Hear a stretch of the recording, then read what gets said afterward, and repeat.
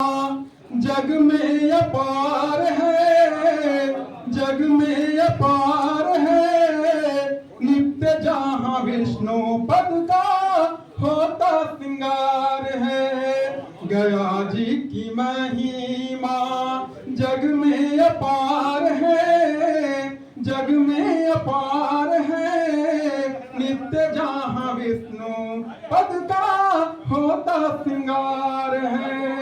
विष्णु है रूप प्रभु राम और श्याम के, विष्णु है रूप प्रभु राम और श्याम के, सृष्टि के मालिक जहाँ स्वामी चारों धाम के, सृष्टि के मालिक जहाँ स्वामी चारों धाम के, सत्य का दरस जहाँ जीवन का सार है, सत्य का दरस जहाँ जीवन का सार है, नित्य जहाँ विष्णु पद का होता सिंगार है, नित्य जहाँ विष्णु पद का होता सिंगार है। जिन्होंने दिया स्नेह बनकर के दर्पण, उन्हीं पितरों का होता सदा तर्पण। जिन्होंने दिया स्नेह बनकर के दर्पण, उन्हीं पितरों का होता श्रद्धा तर्पण। तर्पण की भूमि को नमन बार बार है, तर्पण की भूमि को नमन बार बार है, नित्य जहाँ विष्णु पद का होता सिंगार है, नित्य जहाँ विष्णु पद का होता सिंगार है।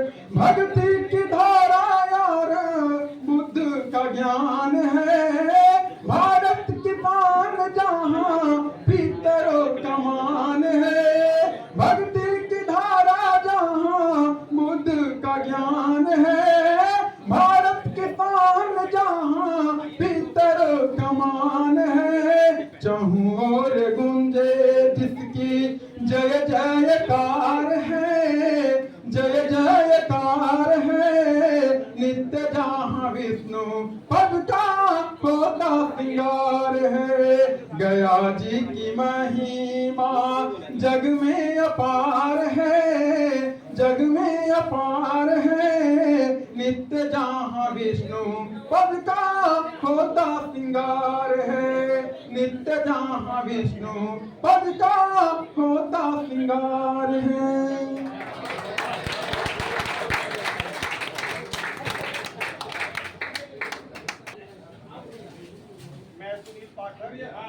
मैं सुनील पाठक, मैं अपने आप को बहुत धन्य महसूस कर रहा हूं कि मुझे कर्मकांड के स्वरूप में स्वीकार करके सम्मान दिया गया और हम सब सूर्यांशी साकरदीपियों का आगमन भी भारत में कर्मकांड लेकर के हुआ है, ये सारे ग्रंथ कहते हैं।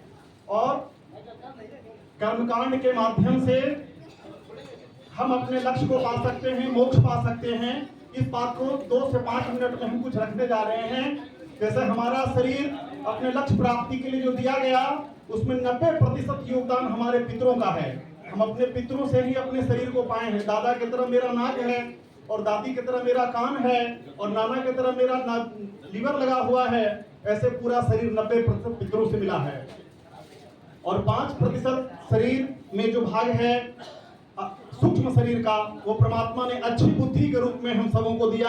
और 5% योगदान ऋषियों का है, जिनका लिखा हुआ पढ़ करके हम सब बुद्धिमान और अपने पोस्ट प्रतिष्ठा को पाए हैं। तो इस तरह से 100% में 90% पितरों का योगदान है। और हमारे पितरों का स्वरूप कर्मकांड से आता है। कर्मकांड ही वह शैली है जिसके माध्यम से हम हर क्षेत्र में उसके सूक्ष्म स्वरूप को समझ सकते हैं, कर्मकांड के माध्यम से। और सबसे पहला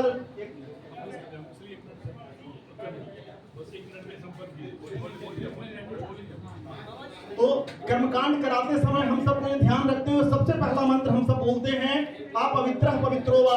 यह साकरदीपियों का ही देन है।